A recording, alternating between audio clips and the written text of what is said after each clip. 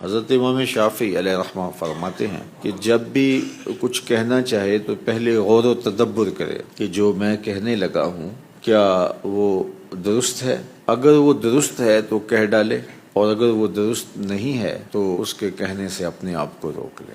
علماء نے یہ بھی کہا کہ اس کی 3 صورتیں ہیں۔ جو جملہ کہنا چاہ رہا ہے، جو مفہوم اس کے ذہن میں ہے، جس کو وہ الفاظ کے قالب میں ڈھالنا چاہتا ہے، تو کہا کہ وہ دیکھے کہ وہ درست ہے یا نہیں درست۔ اگر وہ نہیں درست تو اس کو بالکل نہ کہے، خاموشی اختیار کرے، اور اگر وہ درست ہے تو پھر بھی اس کی 2 صورتیں ہیں کہ اس کا کہنا ضروری ہے یا اس کا کہنا ضروری نہیں ہے۔